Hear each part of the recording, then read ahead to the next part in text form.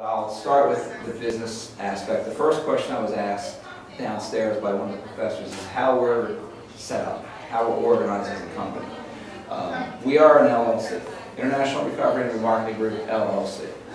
We did that because the LLC provides essentially, a way for me to understand, a firewall between the company and me personally. I've got a wife, I've got 4 kids, I've got a house. I don't need that stuff being in jeopardy because some guy feels like suing. So that's why we did the LLC. We're also an S Corp, and like I said downstairs, I know there's great tax advantages for us to be an S Corp, but I am not an accountant. So one thing for business people to understand is, especially if you're going to do something on your own, you have to have a good team. If you do not have a good team, you're sunk. There is no way any one of you is going to know everything about business. It's just impossible. There's too much out there. You might know something about it, you might be fairly well versed, but there's always someone who's specialized in exactly what you need to know. My office manager happens to be an accountant. She's worked at the big 8 firms. So she tells me, for tax purposes, we're going to be an S Corp. I either trust her or I fire her, right? If I can't trust her, there's no point in her being there. So we're an S Corp for the tax advantages. Again, I don't know all the tax advantages because I'm not an accountant. I don't claim to be. But I don't need it because I've got one there. We're licensed in the state of Florida. Again, there's some tax implications with that, but for the most part, I didn't feel like incorporating in one state, having my home in another, and having a business based in another. It gets too confusing. So we incorporated in Florida because that's where the home office for the company is. Home office is based in Orlando, at the Orlando Executive Airport. We've got an office there. We keep most of the airplanes there that we can. We also have licenses in Florida. I have a repo license personally, which is required to repo in Florida. The company has a Florida repo agency license. We have a yacht broker's license, because once we repo the stuff, we have to sell it. Have to. That's the fun part. That's where the money is. So we get to sell it. I'm also a licensed yacht broker in the state of Florida. So the company's based in there mainly for the benefits that we get from the license. Florida and California are always the top 2 states in the country for repossessions, especially the higher end items. Michigan, California, and Florida are the 3 top states, and they change from year to year for boat ownership, and Florida is right at the top as well for planes. So if you need a special license for Florida, there's more assets there to repo in Florida. There's more repos in Florida. We'll be in Florida, right? So that's why we're there. I bought the business in 2005. Me and a business partner, his name is Bob Weeks. We both grew up in Aston. We played baseball together when we were 10 and have been friends ever since. He lives in Brookhaven, I live in Media. So we're local. Any Sun Valley people here? I thought you looked familiar. Yeah, I was in Mr. Murphy accounting. I was going to say. Yes. Okay, so I actually I'm going back to Mr. Murphy on Friday. I talk at Sun Valley. I've done this, will be my 5th or 6th straight year. Kind of going over some business stuff with the business classes there.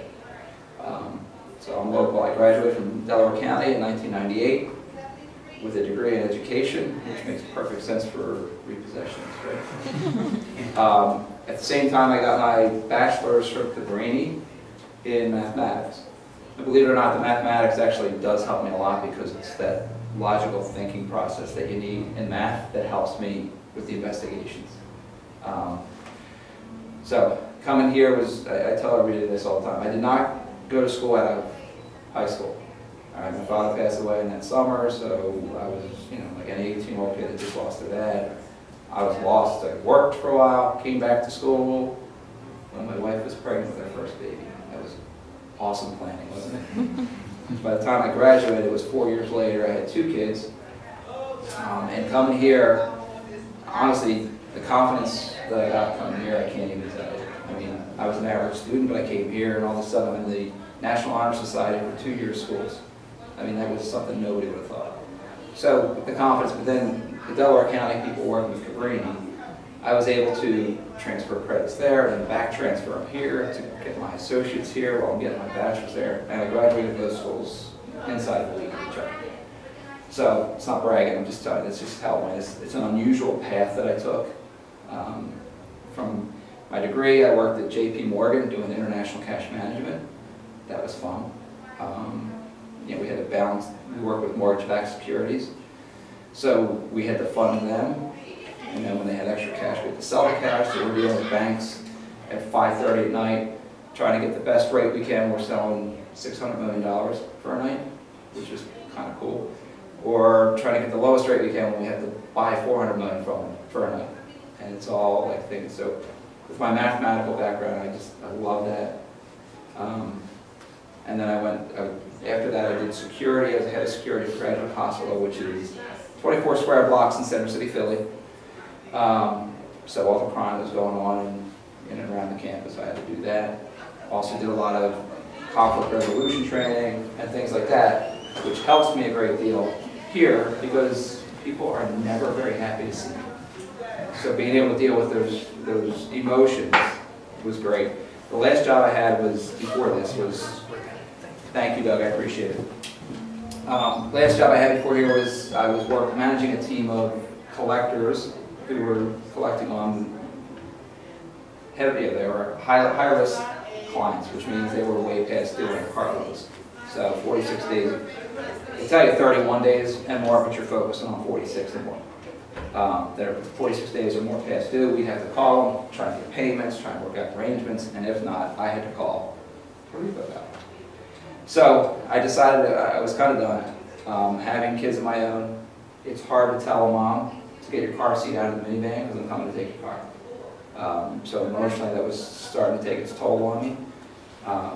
Driving to Horsham every day is a miserable ride. Coming home is worse. So, you know, I had enough. I said, you know what, for me, and you've heard this speech, I mean, being your own owner, being your own boss is not for everybody. It sounds fantastic, and in some cases it's the greatest thing you could ever do, and in some cases it's not, and that's okay. Just be honest with yourself when you're thinking that. For me, I had had enough. So I was ready. Weeks and me, we looked at it. We looked at over 100 companies, everything from beer distributorships to indoor golf training centers to you name it, office supply shops. So it was trying to find something that made sense, had an opportunity to grow, and also something we could enjoy. This was our chance to find something we liked doing. This was in 04 and 05, so pretty hardy economy at that time. Things were going great. Of course, there's no chance we could ever have a downturn in the economy. I mean, things are going great. What could possibly go wrong? We buy the company at the end of 05, after looking at everything else. And of course, 06 was okay, but then 07, we found out what could possibly go wrong, and it was everything. So what happened at that point was we got super busy. You know, everybody thought it was just the regular guy, your neighbor, our neighbor, my neighbor, who was getting their house or their car repo with the economy. It was not. It was the big guys. They were getting crushed. And that's what people found fascinating.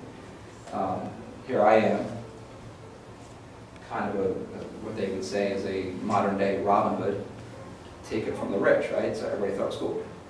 Interesting, ironic thing, I grew up on Robin Hood Lane. Right? Was that crazy or what? So, you know, people found out about us. I was on Inside Edition in 09. A couple of TV producers called, whatever, you know, Sirius, on time.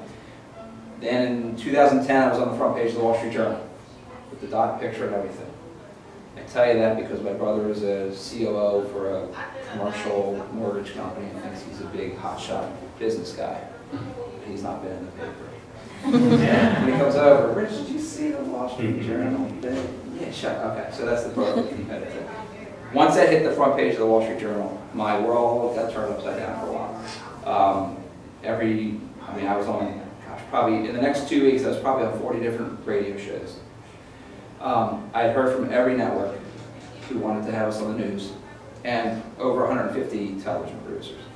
It got to the point where it got so crazy I turned off my phones. I just called my best friend who just happens to be in Florida. We grew up together now, so I'm like, dude, like, I can't talk about anything anymore. Like, tell me about the magic, because he works with the magic. And, like, it was that crazy for me for a while. But obviously a lot of opportunity came from that. And that was the blessing at that time. Was the fact that, you know, these opportunities came up. I was on CNN, I was on Fox and Friends, and then Fox Business, and 2020, CBS News, the Today Show. I mean, it was all over the place. People, I'm sure, were getting sick of me. But it was fun. And tomorrow, I mentioned to you, if anybody listens to Opie and Anthony on Sirius Radio, tomorrow morning we'll be on there. And then I go straight from Opie and Anthony to Stu Varney. If you know those two, that does not make any sense. So I'll be on both of those tomorrow. But that's just kind of how it's been. Discovery wanted to do the show back in 2010, 11. They worked with another guy. It was a disaster. They came to us finally in 12 and said, listen, we're serious. We want you and 2 other guys. Our production company is the company that did Deadliest Catch. So that's why you see the 3 competing teams, and they go back. If you watch Deadliest Catch, the format of that, and you watch our show, you'll see it's almost exactly the same format. It's the same people doing the show, that's why. So we're lucky for that, because we've got some great people that are working on it. Getting a lot of neat stories. It was bumpy at first. At first it was just, they were getting a lot of bad repos that were just boring. And I would tell them, like, you're not going to want this one on TV. And then they come out and film it, and we'd sit down afterwards, like, yeah, that was boring. It's kind of what I said. So now we kind of handpick the jobs we're doing, we talk about them as they come in, and I say, no, this is no good. This one might be good. Most of the time I'm right, a couple times I'm wrong.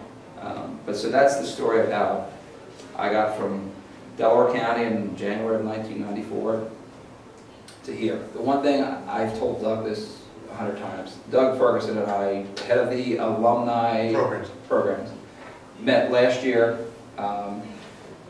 He says, I regret it. I do not at all.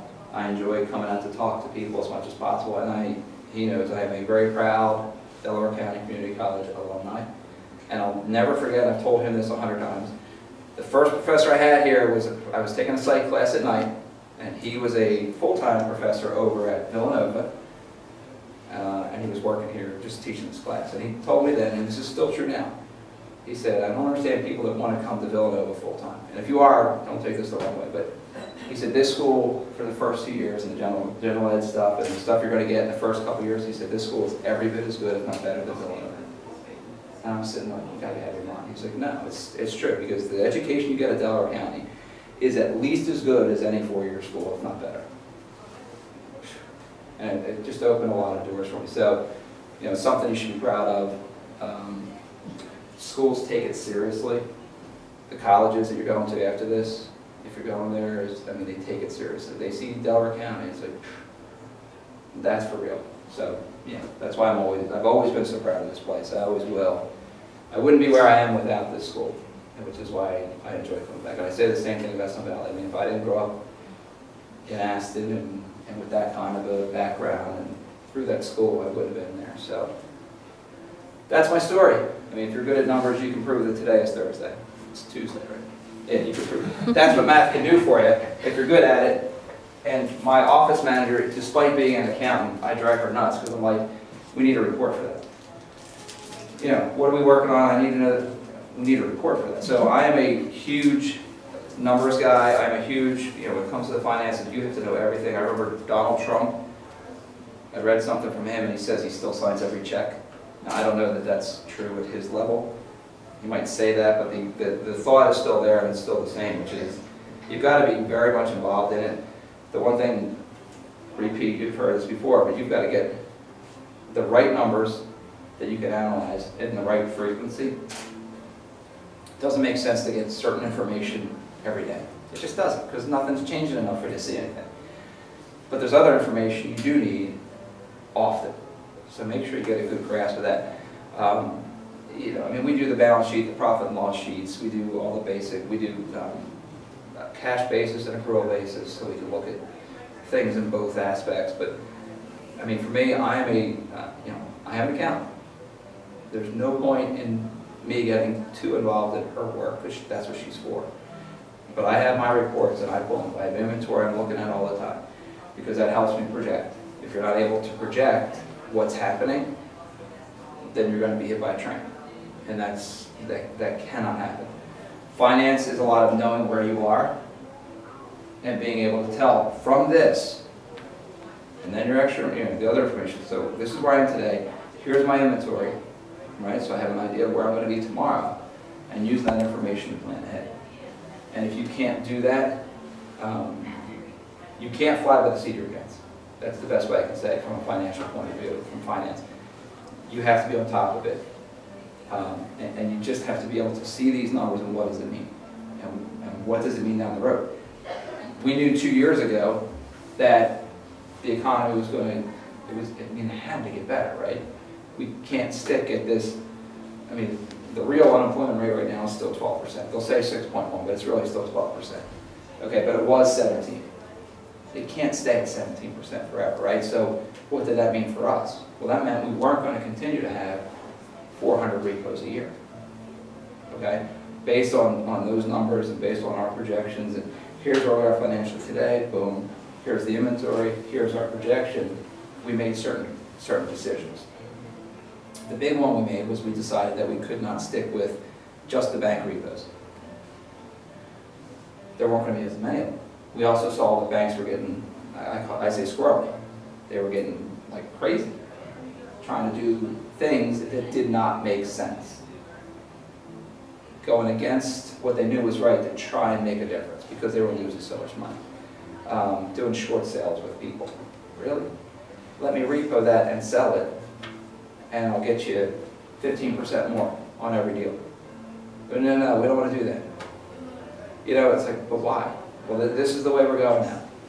So that's why, you know, they panicked. Talking about finances, numbers, you can make them say anything, but they also don't lie. You know, a zero is still a zero. No matter how you twist it, it's a zero, right? The things that banks were trying to do was take these numbers and say they didn't mean what they meant. You know what I'm saying? Like, but -10 doesn't mean -10. Well, what does it mean then? You know, and that's the thing with having the numbers background that I have.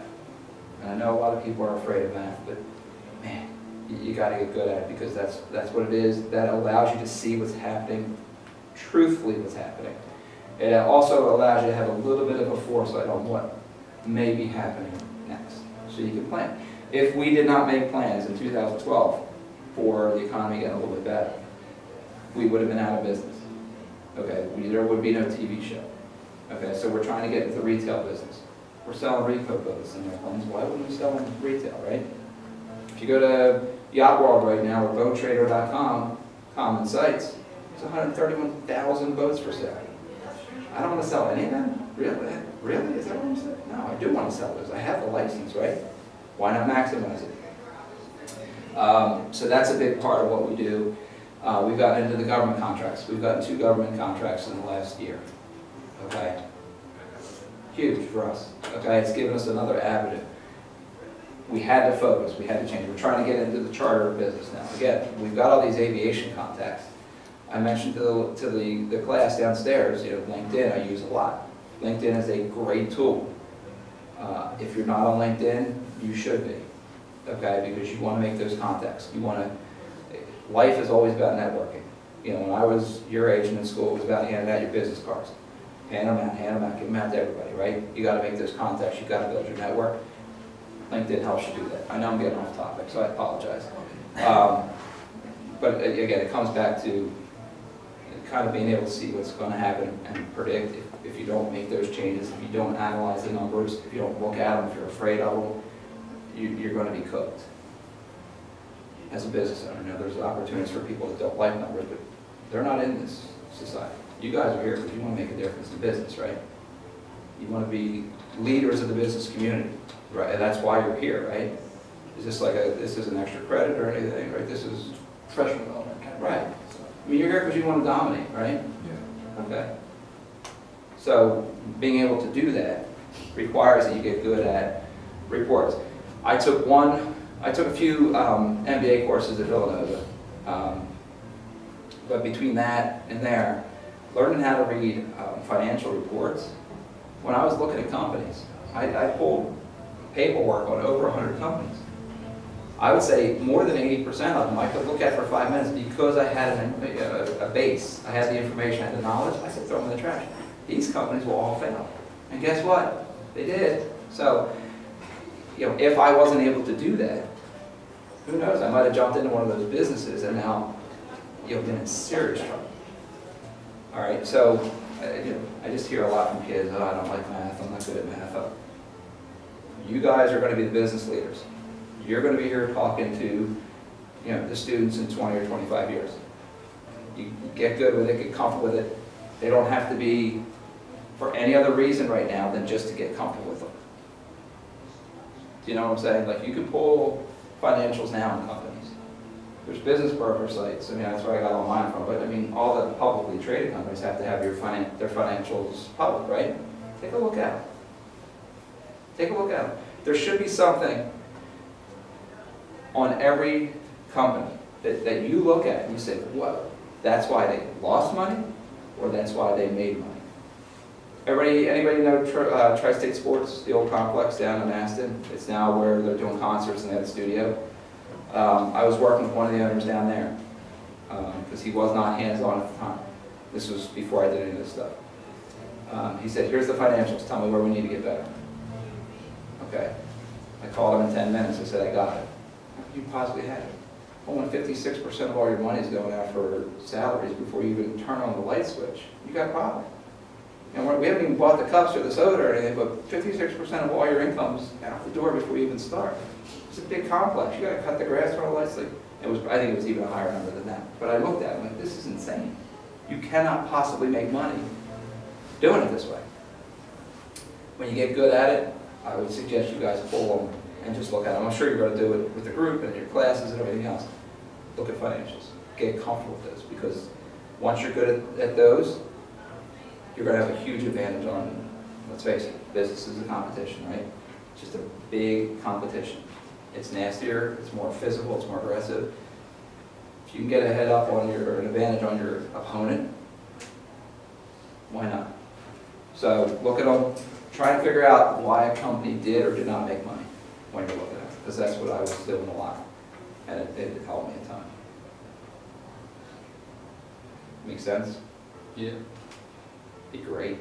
Be average. Don't be good. Be great. If you're going to do it, I mean, just be great at it. There's no point in going half speed. I don't give the Rams anything for being the 28th best team in that football. Be number one.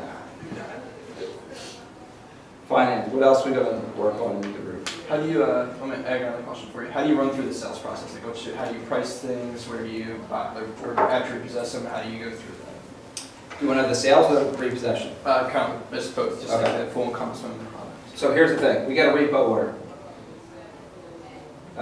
M&T Bank says there's a 40-foot boat. Guy hasn't paid 65 days. They've given me an authorization to repossess. Okay? All the banks have language in their contracts that say there's a right for self-help if the contract is breached. Breach is for not paying on time, not having the boat shored or airplane, taking the boat or airplane out of the country without permission, stuff like that. Those are all breaches. Usually it's for non-payment, because a bank loses money almost every single time it repossesses. So they're careful to do it. But I get the authorization. First thing I do is pull a title. I want to make sure that the bank has perfected its lien properly. One time they did not. We stopped the repo process, helped them perfect their lien. The third party, who had the airplane, gave me the airplane, handed me the keys, gave me the logbooks, and sued me for wrongful repossession. If we had not perfected that lien, we would have lost. But because we did it, we had no problems. And the bank went away scot-free, walked away with no damages. So the point, that's why we always do the title. The next step is we're private investigators. We pull investigative reports on the company. If there is one involved, the person, the debtor, as well as the asset. Try and get some information about where they are, where they go.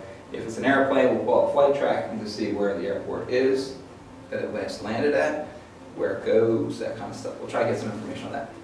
Once we're comfortable, we go out in the field. Every airport's different, so we kind of go and we analyze. We've got to get on that field somehow. If it's a super tight field, we've got one way to do it. Can't tell you all my tricks, I don't need competitors. I know you're already thinking, so. No, so there's other ways I go through the front door. Depends on the airport. We utilize, everybody kind of knows what the conventional standard, stereotypical repo guy looks like, right? Long hair, ponytail, beard, tattoos, missing teeth, the whole thing, right? I'm not that. So I could talk to people at marinas and airports and be offered access a lot quicker. because I look more professional. I can do that.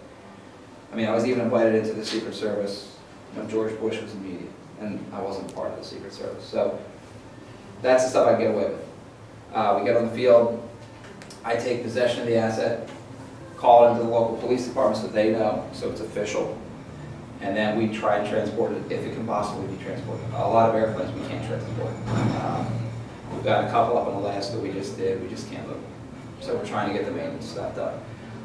The big thing for me is once I have it repossessed and secured, at that point, I have to start thinking like a broker, because now I'm selling it. And honestly, there's a lot more money in brokerage than there is in repossessions. Okay? So now I've got to start putting on the broker hat. What does it have? It has, you know, cherry cabinets. It has really nice carpeting. The headliner on the airplane looks perfect, or there's stains on it, or props missing, whatever. I have to start thinking about the resale value. I'm also thinking about what maintenance work I'm going to recommend that we do to the bank.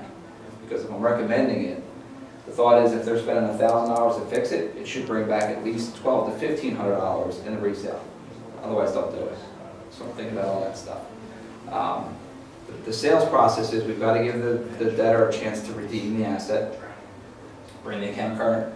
Bank has the option to say, make your payments, catch up on your payments, or they can hold for the entire balance. They have every right to do that. Most times, again, because they lose money on repos, most times they'll just say, hey, you owe 3 payments, pay the payments, pay the repo fees, you can have the airplane back a little bit. If they don't redeem, then we get it on the website, and then we're brokering full out. And we go on Yacht World, we go on Controller, we go on ASO, we go on Trade Plane, Trade Boat, whatever we need to, plus our site. And we try and sell. We generally, and we have the government contract, we give a market analysis to our customers. Say, here's the asset, okay? Give them all the main information. Here's the book value. We give at least 2 book values. Okay, there's NADA, everybody knows. Blue Book, everybody knows. There's one for boats. It's called AVOS, AVOS. There's VREF for airplanes. So we'll get several different books, publications to give us, you know, basic pricing information. Then we'll look online to see what they're selling for. Then we'll list the add-ons. You know, oh, well, this airplane has an Garmin GPS 530. That's worth an extra $8,000. Boom. And the deducts. The hours on the engines are 2,200 overtime. That's a negative $14,000 or whatever. So they have a good idea on the market value of the airplane, the true market value. Because they're going to sit there and say, well, Blue Book says $200,000, and you're telling me you're getting $54,000. Why would I take it? You take it because the condition's bad, headliner's missing, the prop's missing, go right down the list, right? That's why we did it that way. When they get this sheet from us, which is usually before it goes for sale, they're going to say, listen, from us, they don't have to take it, they don't have to agree to what we say, but we'll say high value is 54, low value is 37, something like that. We'll give a nice range. It should fall in this area. In most cases, we're right. In most cases, we're right. Now, we had one, and the government questioned us on it because we said that the value of this one airplane was $22,000, and we sold it for $56,000. They're like, that's just as bad as saying 56 and getting 22. Well, this is the last year of the airplane. It's very popular. We didn't take that into account. We didn't realize, blah, blah, blah. We have to justify everything. But if we give them a market analysis and say, this is where it should fall in most cases, we're right. So that's the process. At that point, we have a bid process. People see the boat of the airplane, they'll say, boom, I'll give you $29,000 for it. Give it to the bank, they counter, or they accept. Once they counter accept, we handle the process because we have our own escrow account. Has to run through that to keep clean. So anybody at any time, if they audit us, they can see $29,000 coming in, $29,000 going out. It's got to be a clean wash, which is why we have that escrow account. It makes it easy to see. We close all the accounts.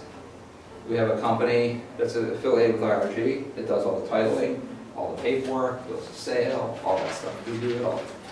So basically what we tell the bank is, you give us the order, we'll give you the check. You don't have to do anything else. And that's how we do it. So that's the process for me to see. Sorry, Hey, no problem. Nice to meet you. Thanks for coming.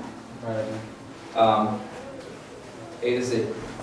Now, we'll do all the same stuff on the retail side from the listing on through. Yeah, we could do some maintenance work too, but for the most part, we focus on repos into sales. That's the whole process. Yes? Being as though you have to wear so many different types of hats and profit is what you base everything on, the mental aspect, what helps you to stay grounded under enormous amounts of pressure or things not going your way? How do you stay grounded and relaxed throughout that process? I'm trying to be a diva. That's not working out. I will, you know, and if I offend somebody here, I apologize in advance. My kids and my God. So I stay focused with that, and sometimes I have to. I told you when I got all the crush, I mean, it was all great stuff, right? After the Wall Street Journal thing. I was just losing my mind then. It was too much at one time. So I pulled back for a little bit. It was only a day, but I pulled back and said, well, I need to stop. I need to, you know, come back to my center. And, you know, I make it a point when I'm home, I throw the football with my boys every single day, or the baseball, if it's baseball season. That's my thing. I got to get in tune with my kids, my wife, my God. And if I have that, I pull away and I get myself right with those things, then I can attack. I'm very competitive. I've played sports all my life. You know, I tell kids this all the time when I'm talking. I mean, I go back to, and Michael Jordan would say this too, I go back to the championship, 1982 NCAA when I made the shot. I always go back there. I go back to the summer of 1982 when I'm out of the hospital, my coach is, I mean, just barking at me. I mean, I just got out of the hospital. I don't care what you've done, just because, you know, you got more. I go back to times like that too, and just like get the competitive juice and stuff. I mean, people make fun of me, and that's okay. I like competing. I do. It's, you know, if I can get involved in a game and put some wages on it or some stakes, I mean, you know, a chocolate chip cookie is worth playing for. You know, just to walk around and say you win. So that's where I have to get to. I do get overwhelmed. I get freaked out, like everybody else. But you have to find a way. Everybody's going to go through that. Every single person. Donald Trump goes through that, despite his billions of dollars. He still goes through it. You have to find your way to come back and just get to your center. It's going to be different for each one of you. Take a minute, get yourself and say, okay, what are we really looking at here? I mean, yesterday, our one-year renewal was up with the government. So, of course, I get the letter, I can't open the thing, and I'm freaking, like, panicking. What are we looking at here? It's time for the renewal, that's all it is. We've got, you know, 10 straight months of a perfect score, we're fine. Open it up, we're fine. Stuff like that. You just have to have your place. And that doesn't mean your location. It can mean your location, but it's got to be your place where you can come back to who you are, what you are, and this is really, what do I really need to do here? You know, just need to get this. Just need to do this. Just need to get this report. It's usually much simpler than we let ourselves believe, because if you don't control your emotions and your intensity, then it's going to overtake you. Find your spot, wherever it is. It can be at your desk. Good. You're going to feel that on test sometimes. I'm not ready for this. Oh my gosh. And then you just, hold on. Easy. That's what I did. So far, so good. We'll see how it keeps going. That's it. It's all cool. One last question. Sure. Can you tell us about some of the coolest repossessions you've ever done? Sure. Sure. Well, the biggest one I've done is a 350-foot cargo ship. It was flagged, I want to say Panama, but I'm not 100% sure on that. It was a foreign flag. We were told, A, we had to keep the boat in Jacksonville. So we were custodians for the boat, had to make sure it was good. And B, foreign workers were on the boat, and they weren't allowed to come off the boat. No problem, right? Until there's a medical emergency. Because they didn't have any paperwork to actually step foot on U.S. soil. Now we have a medical emergency. Of course we did. So we had to get him to the hospital, do all that. The coolest one for me was when we had a 105, 110-foot boat in the Bahamas that we had to get. Captain was late coming over. Came over in the normal captain condition, which is intoxicated. He knew he was coming to the Bahamas. Casinos were there. He was not planning on moving the boat. Okay. Meet back here at 7 a.m. So I'm there with the guy I'm with that time. 7 a.m. Beautiful. I mean, just like one of the most spectacular views in the world. Captain's late. Okay, hurry up, hurry up. There's a channel. What do we see coming down the channel but our boat going out to sea? So I bang on this door. His hair's up this high, looking horrible. My dude, our boat's leaving. We were able to see, based on the direction it was going, that it was either going to the west side of the island or over to the States. We tracked it, heading was 278, where that's directly towards Lauderdale. We hopped on a 12-seat puddle jumper from Bahamas back to Fort Lauderdale, hustled over, got the car, got the location. We're standing on the bridge where the boat will come in. So the inlet's under us, the ocean's there, and what do we see with our boat? So we tracked him, kept following him. By the time he stopped, parked the boat, and was ready to throw his first line over, there we were, ready to tie up with him. We'll help you with that. Told him it was a repo. Bank was afraid of him. Bank said let him have it for the night. He needs to sleep on it. Terrible idea. It's going to run. Nah, he'll be fine. Go back next morning at 7 o'clock. It was in a channel behind the house, so we were on one of those little bridges in Fort Lauderdale. Looking down, 7 o'clock, boat's sitting still. Perfect, good. We'll just get it at 8. 8 o'clock, here goes the nose. And it's starting to move again. Told you this was going to happen. There was 4 of us, me and the guy I was repoing with, the captain and the mechanic. So we got on 4 different bridges in Lauderdale to see where it was going. We were able to track it again, all the way. He was going to this tucked away little spot. There was the rope over. Guess who's there to help him tie it up again? Us. This guy, as they said. So he saw us and he's like, "Are you kidding me?" And no, we told you not to run. Now get off the boat. You know, we took it, and his captain actually worked with our captain. He said he's never seen his wife so freaked out as when we were there the second time. The first time she was like, "Oh my God, how do they know we're here?" The second time they went running, and we're still there to get the line. He said his wife was beyond freaked out that we knew where they were here. So that was a fun one. We've had a lot of cool stories as far as, you know, I've been chased around an airfield with a shovel. Guy swinging a shovel at me. Been hit by a car. NFL player attacking us. Guy chased a Cuban national chasing us up a river. Coast Guard stopped him down. We repoed his second boat, and he got asked to pack bags and leave. So we've had a lot of fun stories, and then a lot of these in there. My favorite show was the second one for this year when we were going against another repo company. And you could imagine how that ended. It wouldn't be my favorite show if we lost. But yeah, that was a lot of fun. If you got a chance, that episode is called Repo Rat Race, and that's my favorite one so far, just because it gets our personality the best. Danny and I get along great. You know, he's like a brother to me now. Looks different, talks different, but you think almost exactly the same. So you get more of our personality in that, which I think is pretty cool. So. Just about. Okay. Well, all right. Let's give him a round of applause for coming.